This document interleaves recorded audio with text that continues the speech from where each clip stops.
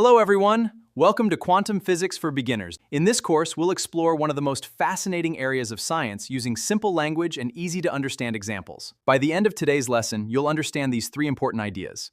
We'll learn them step by step, so don't worry if you're completely new to quantum physics.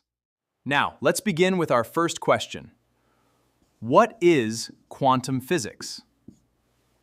Quantum physics is the branch of science that explains how the tiniest building blocks of our universe behave. It helps us understand atoms, electrons, and particles of light called photons. The word quantum simply means a very small packet or chunk. Instead of flowing continuously, energy comes in tiny packets called quanta. This simple idea became the foundation of quantum physics.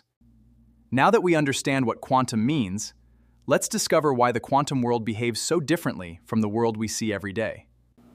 Before we explore the quantum world, let's think about the world around us. When you kick a football, it moves in a predictable way. When you drive a car, you know exactly where it's going. These everyday objects follow the rules of classical physics.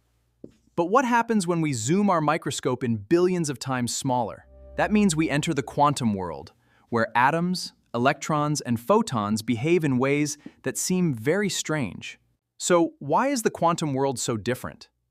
It's because these tiny particles don't always behave like the objects we see every day. The rules that explain footballs, cars, and planets don't always work for atoms and electrons.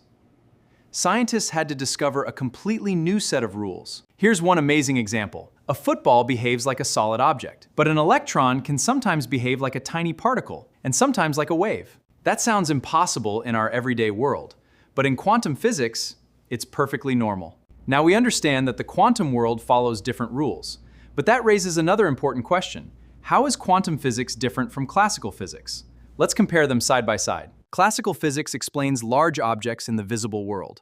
Quantum physics explains the tiny building blocks that make up everything around us. Here's an easy way to think about it. When you look at a house, you see walls, doors, and windows.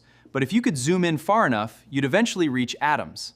Classical physics helps us understand the house, while quantum physics helps us understand the tiny atoms that make the house possible. Now we clearly understand the difference between classical physics and quantum physics. But if classical physics explained the everyday world so well, why did scientists need an entirely new theory? That's exactly what we'll discover next. To answer that, we need to travel back to the late 1800s. At that time, it explained how objects move, how gravity works, and even how planets orbit the sun. Many scientists believed they had almost completely understood the universe. But then, something unexpected happened. As technology improved, scientists built better instruments and performed more accurate experiments. When they studied atoms and light, they found results that classical physics simply couldn't explain. The old rules worked perfectly for large objects, but they failed when it came to the microscopic world. Here's one example. When scientists shined light on certain metals, tiny particles called electrons were released. Classical physics couldn't fully explain why this happened. Later, Albert Einstein showed that light behaves as tiny packets of energy called photons. This discovery became one of the foundations of quantum physics.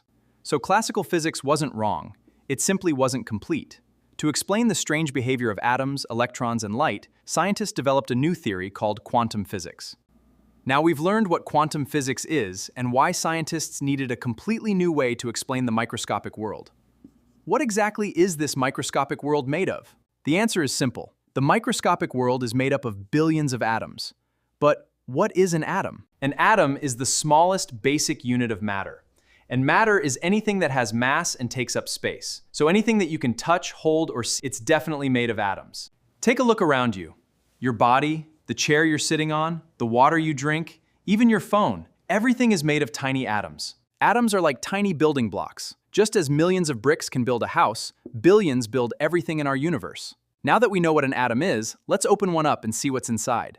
Every atom has three main particles: protons, neutrons, and electrons. Each one has a different job, and together they form an atom. Let's start with the center of the atom. The center is called the nucleus. Inside the nucleus, you'll find protons and neutrons packed closely together. You can think of the nucleus as the atom's strong central core. Now let's move outside the nucleus. Surrounding the nucleus are tiny particles called electrons. Electrons occupy regions around the nucleus and are responsible for many of the ways atoms interact with one another. In future lessons, you'll discover that electrons behave in very surprising ways. We now know what an atom is and what's inside it.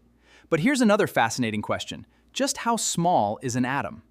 Atoms are so incredibly tiny that you cannot see them with your eyes. In fact, millions of atoms could fit across the width of a single human hair. That's how unbelievably small they are. Here's an easy way to imagine it. Imagine an atom were enlarged until it was the size of a football stadium. The nucleus at its center would be only about the size of a small marble. The rest of the stadium would be mostly empty space.